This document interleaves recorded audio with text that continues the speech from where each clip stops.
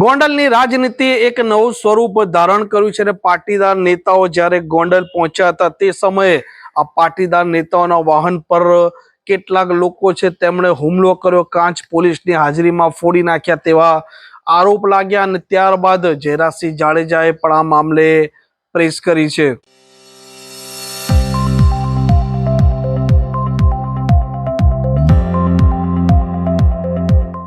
નમસ્કાર, આપ જોઈ રહ્યા છો હોટલાઇન ન્યૂઝ। ગોંડલની જે રાજનીતિ અત્યારે એક નવી કરવટ પકડી રહી છે અને ગોંડલમાં અત્યારે આજનો જે ડ્રામો હતો તે ખૂબ ગરમાગરમી વાળો હતો, કેમ કે પાટીદાર નેતાઓ જ્યારે ગોંડલ પહોંચ્યા તે સમયે તેમના વાહનો પોલીસની હાજરીમાં કાંચ ફોડી નાખવામાં આવ્યા તેવા આરોપ લાગ્યા અને ગોંડલની રાજનીતિને લઈને, પાટીદારને લઈને, 18 વર્ણને લઈને જયરાજસિંહ જાડેજાએ પણ આજે પ્રતિક્રિયા આપી છે।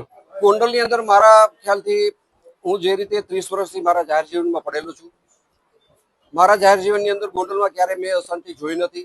હાલની જો વર્તમાન સમયની વાત કરવામાં આવે તો ગોંડલની અંદર જે શાંતિ છે, જે શાંતિનો માહોલ છે, 18 આલમનો એક અવાજ છે, એ રીતે ગોંડલમાં મને ગુંડાગીરી જેવું કંઈ દેખાતું નથી। પણ મીડિયાના માધ્યમથી જે રીતે ગોંડલ ગામને બદનામ કરવામાં આવ્યું, ગોંડલ છે મિર્ઝાપુર છે, ગોંડલની અંદર ગુંડાગીરી છે, ગોંડલની અંદર પાટીદારોની જમીન પડાવી લેવામાં આવે છે।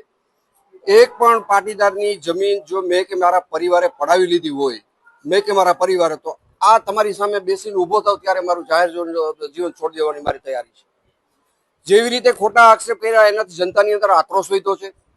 ખોટી જ વાત, ગોંડલને બદનામ કરવાની વાત, ગોંડલ મિર્ઝાપુર છે, ગોંડલની અંદર કોઈ દીકરી દેતું નથી, આ હદ સુધીના નિવેદન મીડિયાના માધ્યમથી આ બધા મિત્રોએ પેલા બેને જિગીસાબેને આપેલા છે કે ગોંડલની અંદર કોઈ દીકરી દેતું નથી। આ બધું ષડયંત્ર હું એમ માનું છું કોંગ્રેસ પ્રેરિત હતું। આ રેલી દરમિયાન મને જાણવા મળ્યું કે ગોંડલમાં કોઈ દિનેશભાઈ પાથર છે, એને અમારા બેનર જે લાગેલા હતા એ બેનરને તોડવાની કોશિશ કરી, અમુક બેનરો એને તોડ્યા, આનાથી જનાક્રોશ વધ્યો અને ગોંડલની સ્વયં બહારથી આવેલા હતા એને જાકારો આપવા માટે તમામ જનતા, તમામ સમાજ, ખાસ કરીને લેવા પટેલ સમાજ મોખરે રહ્યો છે કે અમારા ગામની અંદર શાંતિ છે, અમારી શાંતિ હણવા માટે કોઈ પ્રયત્ન કરે નહીં। અને આ તમને ગોંડલની જનતાનો જવાબ છે અને ગોંડલની જનતાનો આક્રોશ છે।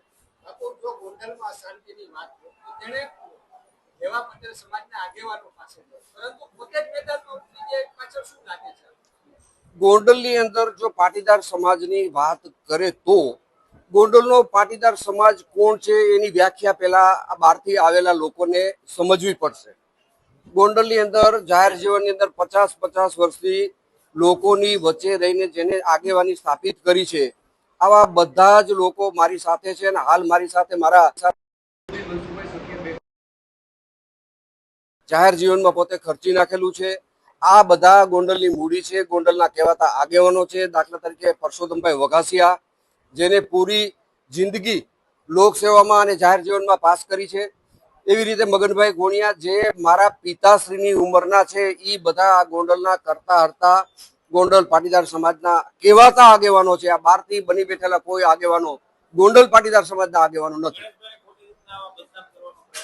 ગણેશભાઈનું નામ એક ચેનલોમાં એ રીતે હાયલું છે કે ગણેશભાઈ એટલે ગુંડાગીરી, ગણેશભાઈ એટલે ગોંડલ।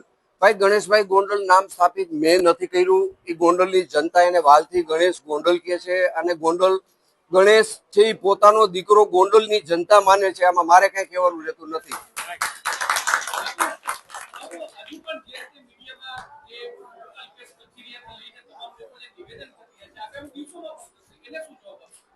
એનો જવાબ હું એમ માનું છું મિત્ર કે જે રીતે ગોંડલની જનતાએ જવાબ આપી દીધો છે, આનાથી મોટો મારો અવાજ નથી। ગોંડલની જનતાનો અવાજ છે મારા માટે સર્વોપરી છે।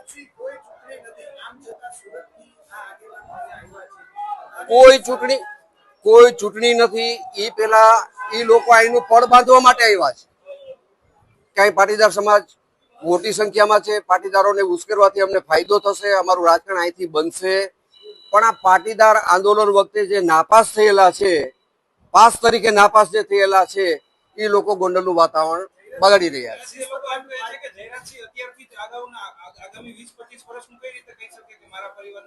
મેં કોઈ એવું સ્ટેટમેન્ટ નથી આપ્યું કે મારા પરિવારની ટિકિટ તો ભારતીય જનતા પાર્ટી નક્કી કરશે, અને ભારતીય જનતા પાર્ટીની ટિકિટ નક્કી કરવાનો ભારતીય જનતા પાર્ટીની પાર્લામેન્ટરી બોર્ડનો અધિકાર છે, નહીં કે અલ્પેશ કથિરિયાનો।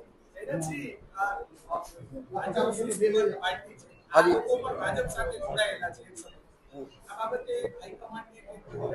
હું જરૂર હાઈકમાન્ડને ફરિયાદ કરીશ કે ગોંડલની અંદર ભાજપનો કેસ પહેરેલો છે, ભાજપની અંદર જોડાયેલા છે અને ગોંડલની અંદર પાર્ટીનું વાતાવરણ બગાડે છે. હું ફરિયાદ પાર્ટીની અંદર કરવાનો છું.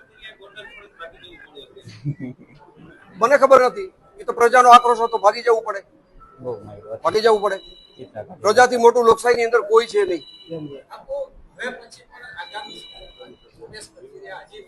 હું બધાને મારી એક વિનંતી છે કે તમે ગોંડલને જે રીતે ટાર્ગેટ બનાવ્યો છે, પછી બેન શ્રી જિગીસાબેન હોય, અલ્પેશ હોય, એની આરે જોડાયેલા એની ટીમના તમામ સભ્યો, તમે કોઈ અણવર બનવાની કોશિશ ન કરો. તમે આજે નહીં તો કાલે ગોંડલની અંદર ચૂંટણી આવવાની છે, એમાં તમે વરરાજા બનીને આવી જાઓ અને ગોંડલ જનતા તમને જવાબ દેશે.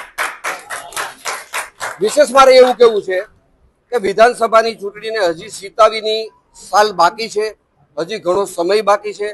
પણ આવતા દિવસોની વાત કરું તો નગરપાલિકાની ચૂંટણી 10 મહિનાની અંદર આવવાની છે, તાલુકા પંચાયતની ચૂંટણી 10 મહિનામાં આવવાની છે, જિલ્લા પંચાયતની ચૂંટણી 10 મહિનામાં આવવાની છે, માર્કેટ યાર્ડની ચૂંટણી 10 મહિનાની અંદર આવવાની છે. 4 મોટી સંસ્થા ગોંડલની જે છે એની ચૂંટણી આવવાની છે. આમાં તમે મેદાને ઉતરો. મારી તમને વિનંતી છે, તમે અણવર નહીં બનો, તમે વરરાજા બનીને આવો, ગોંડલની જનતા તમને જવાબ આપશે.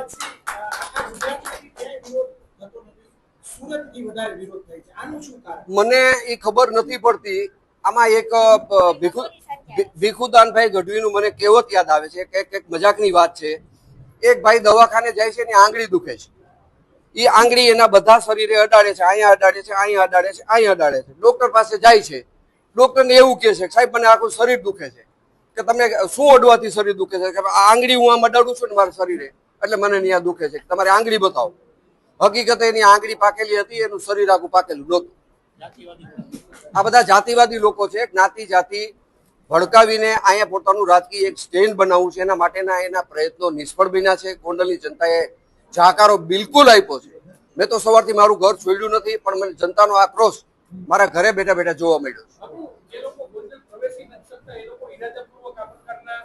એને ગોંડલે ઉશ્કેરવું છે, ગોંડલે બદનામ કરવું છે. એનું પરિણામ એવું આવ્યું છે કે જનતા ઉશ્કેરાઈ ગઈ. એને ઉશ્કેરવો છે મને.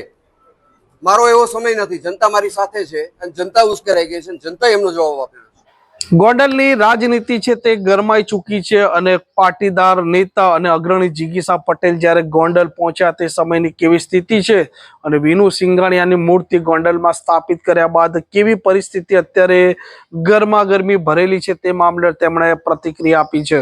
આવા પ્રકારના વિડીયો તમને જોવા ગમતા હોય તો હોટલાઇન ન્યૂઝ ચેનલને લાઇક, શેર અને સબસ્ક્રાઇબ કરો.